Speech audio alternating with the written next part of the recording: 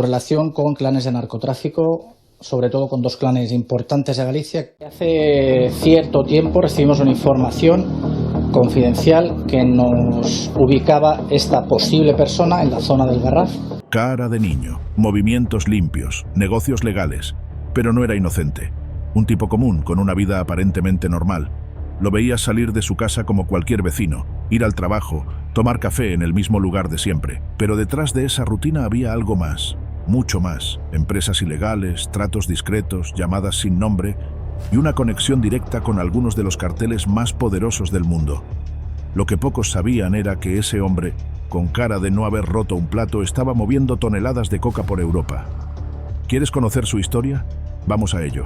Así que hoy en Narco España conoceremos a David Pérez, el hombre que llevaba una vida normal, pero era uno de los narcos más peligrosos de España. Nacido el 15 de febrero de 1977 en Villagarcía de Arosa, un pueblo tranquilo de Pontevedra, David Pérez Lago no creció en una familia cualquiera. Su madre, María Esther Lago, ya tenía vínculos con el comercio ilegal de estupefacientes antes incluso de que él entendiera lo que esa palabra significaba. En su momento, Esther fue conocida por más que su apellido. Era una mujer llamativa, con presencia fuerte, sexy, elegante y seductora. Años después sería identificada por su relación con uno de los capos más conocidos de toda España, Laureano Oubiña. Laureano, pareja de Esther por muchos años, no era solo un nombre conocido en Galicia. Era una figura clave en el comercio de hachís durante las décadas de los 80 y 90. Movía toneladas enteras por las Rías Baixas, con un estilo de vida de alto perfil. Sí, era el jefe, el capo. Y allí mandaba yo. Chalés, coches de lujo, yates, relojes. Un tipo que tenía poder, dinero y presencia. Y David tenía todo esto a su disposición. No era un secreto para nadie en el entorno familiar lo que hacía Oubiña. Aunque los negocios no se hablaban en la mesa, los fajos de billetes, los viajes sin explicaciones y los coches de alta gama eran pistas más que claras. David fue creciendo viendo todo eso. No tenía una vida normal, vivía rodeado de lujos, y a diferencia de otros niños de su edad, no se sorprendía por un Rolex ni por un Mercedes aparcado en la puerta. Todo eso era parte de su día a día. Ahora escucha lo siguiente. La historia de David no se puede entender sin mencionar el peso que tuvo su entorno desde el principio. Fue criado en un ambiente donde el delito no era un tabú, sino una manera de hacer dinero. A diferencia de otros que llegan a la mala vida por necesidad o por falta de oportunidades, David llegó por cercanía, por costumbre, por herencia, casi. A medida que fue creciendo, empezó a hacer preguntas. Se interesaba por cómo funcionaba todo aquello. ¿De dónde salía tanto dinero? ¿Qué había que hacer para tener ese nivel de vida sin pisar una oficina? Y como pasa muchas veces en ese tipo de entornos, las respuestas no tardaron en llegar. Cuando tuvo edad suficiente, le pidió trabajo a Laureano. No quería seguir siendo solo el hijo de Esther. Quería su propio camino dentro del negocio. No buscaba ser un peón cualquiera, él quería subir rápido. Oubiña, con años de experiencia encima, dudó al principio, pero terminó por ceder. Sabía que David había crecido con esa mentalidad y que tarde o temprano alguien más lo reclutaría. Una vez que entró de lleno en el entorno de Laureano Oubiña, empezó a entender cómo funcionaba cada parte del engranaje. Su papel inicial fue discreto pero importante.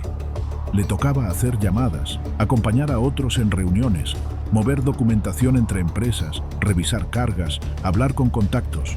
Nada llamativo, pero todo útil para el negocio. Los primeros años de David en el negocio no fueron mediáticos. No salía en los periódicos ni era objetivo prioritario de la policía. Se movía con sigilo, aprendiendo desde abajo. Y aunque comenzó haciendo tareas menores, pronto demostró que tenía visión. Analizaba, observaba, planeaba. Tenía claro que, si quería sobrevivir en ese mundo, no podía ir con prisas, pero sí con ambición. Mientras tanto, mantenía una vida relativamente normal de puertas para afuera. No era el típico narco ostentoso. No presumía. No llevaba cadenas de oro ni coches chillones. Vivía en buenas casas, sí, pero nada fuera de lo común en alguien que tuviera negocios legales. Y ahí estaba el detalle. David aprendió a construir una fachada sólida desde joven. El chico de verdad era un genio. A su alrededor, muchos pensaban que simplemente se dedicaba a la compraventa de coches. Otros creían que tenía intereses en el mundo del vino gallego. Ciertamente no se equivocaban. En ambos sectores tenía empresas registradas. Desde fuera todo parecía legal. Incluso tenía declaraciones fiscales limpias, contabilidad ordenada y empleados reales. Pero esas empresas también servían para otra cosa: mover dinero, mucho dinero. Eran empresas pantalla con operaciones infladas, gastos ficticios y transferencias trianguladas. Mientras tanto, el dinero real, el del hachís y la coca, entraba y salía sin que las autoridades pudieran seguirle la pista fácilmente. En los pasillos de su barrio lo apodaban Niño. Un poco por su apariencia, que seguía siendo juvenil incluso cuando ya tenía experiencia en el mundo del narco, y otro poco porque muchos lo veían como el niño bonito de la vieja guardia. El heredero silencioso de una estructura que, aunque ya golpeada por las autoridades, seguía viva. Nunca pensé que me sería tan fácil encerrarlo. ¿Está usted listo si piensa que me voy a ir a la cárcel por esto? Está a la espera de un juicio bajo fianza por contrabando de tabaco y agredió a un guardia. Y él supo aprovechar eso, con contactos, con conocimiento y con sangre fría. Sabía que no podía ir por el camino de los que acababan presos por fanfarronear. Prefería pasar desapercibido, moverse entre negocios legales y poco a poco ir ganando poder sin llamar la atención.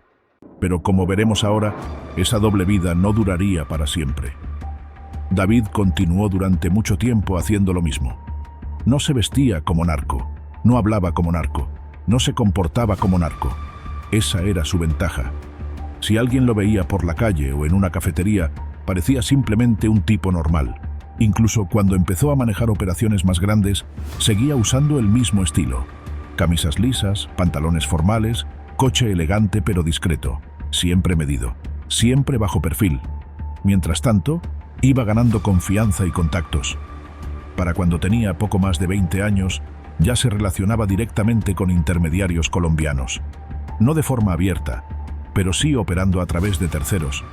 Sabía que, en este mundo, lo que menos se podía hacer era improvisar. Las cosas salían bien cuando todo estaba planificado al detalle. La ruta del barco, el lugar del alijo, las personas encargadas de moverlo, quién recogía, quién blanqueaba el dinero. Era como un tablero de ajedrez, y David empezaba a mover piezas importantes. Durante un tiempo, su estrategia funcionó. Pasaba desapercibido para la mayoría. Incluso algunos policías reconocían en voz baja que, sin una buena investigación detrás, era difícil pillarlo. No llevaba un estilo de vida escandaloso. No vivía en mansiones de película. Tenía casas buenas, claro, y vehículos caros, pero todo lo suficientemente normal como para no levantar sospechas, hasta que llegó el año 1999. Ese año, David fue detenido por primera vez. Cayó en la Operación Ocaso, una investigación internacional que terminó con la incautación de más de 15 toneladas de hachís. El alijo se encontraba a bordo del velero Regina Maris, un barco que navegaba en aguas griegas. La policía llevaba tiempo siguiéndolo y cuando lo interceptaron, encontraron la carga escondida en compartimentos modificados del casco. Según las autoridades, David tenía un papel importante en esa operación. La detención en Grecia marcó un punto clave en su vida. Con solo 22 años, ya había sido arrestado por tráfico internacional, pero eso no lo frenó. En lugar de apartarse cuando salió libre, volvió al negocio. Había aprendido una lección: ser aún más cuidadoso. A principios de los 2000, el mapa del comercio ilegal gallego había cambiado. La vieja guardia estaba golpeada. Muchos líderes estaban presos o retirados, y eso abrió espacio para una nueva generación. David fue uno de los que supo aprovechar ese vacío de poder. Mientras otros intentaban imitar a los antiguos jefes, él se enfocó en construir algo más moderno. Una red bien organizada, con empresas pantalla, conexiones en América Latina y socios confiables. Fue en ese contexto, en 2005, que conoció a Tania Varela.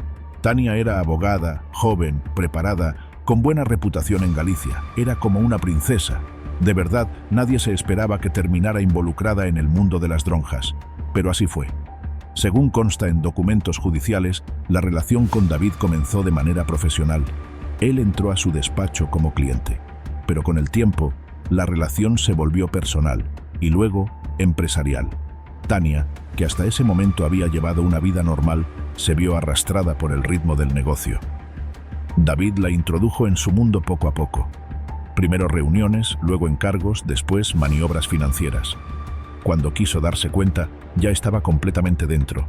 La fiscalía la acusaría años después de ayudar a David a blanquear dinero procedente del comercio ilegal. Durante ese tiempo, David vivía con más comodidad que nunca. Tenía casas amplias, coches de alta gama, relojes caros, pero seguía sin mostrarlo tanto ni presumir en público. Su círculo era cerrado. No se movía en fiestas multitudinarias ni eventos llamativos, pero dentro de su entorno era conocido por vivir muy bien. Vacaciones en el extranjero, cenas caras, tratos exclusivos con proveedores y contactos internacionales. Tenía empleados que se encargaban de todo, desde la logística hasta los temas legales. Era un capo que no parecía capo. Sin embargo, todo esto no podía durar para siempre. Los cuerpos de seguridad del Estado ya llevaban años vigilándolo.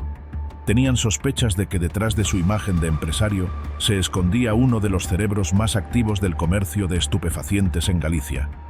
Ahora escucha lo siguiente con atención. Para abril de 2006, David se preparaba para dar un golpe grande.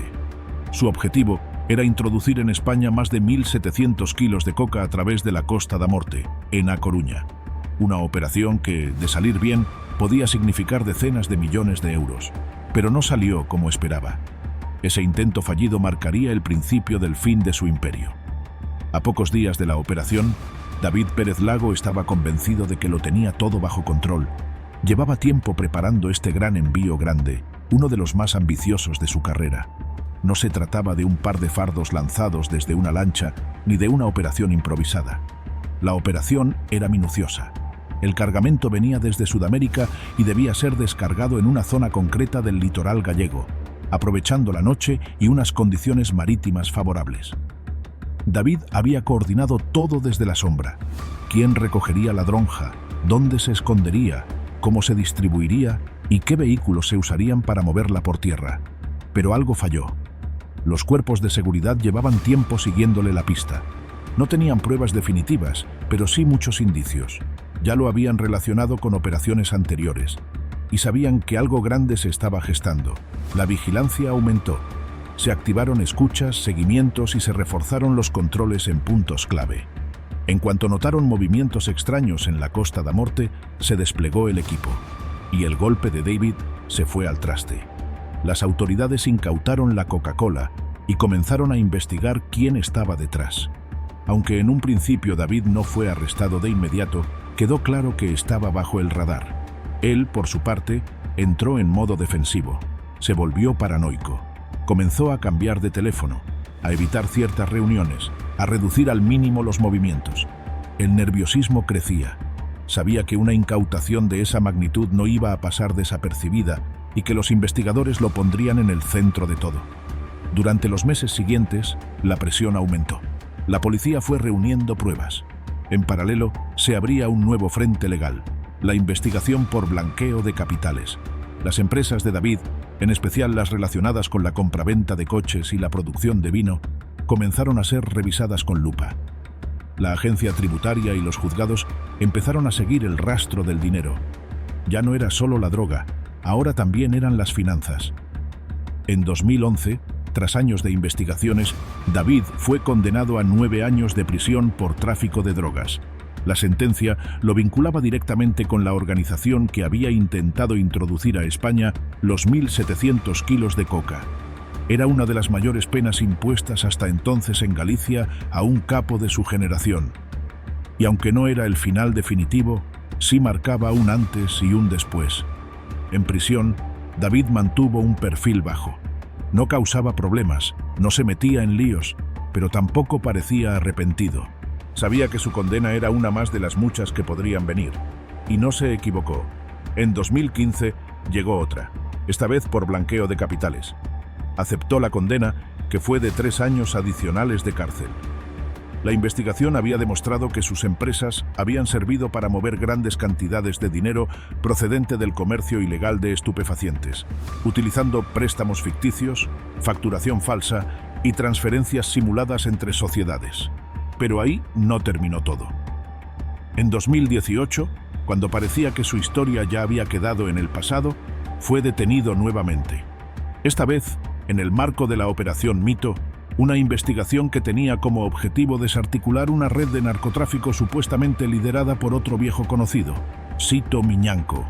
El nombre de David Pérez Lago volvió a aparecer en las portadas. Para muchos fue una sorpresa. Se pensaba que estaba ya fuera del negocio o que había perdido poder, pero número. Aún seguía activo, al menos en ciertos círculos. Durante todo este tiempo, lo que más llamó la atención fue su capacidad para pasar desapercibido.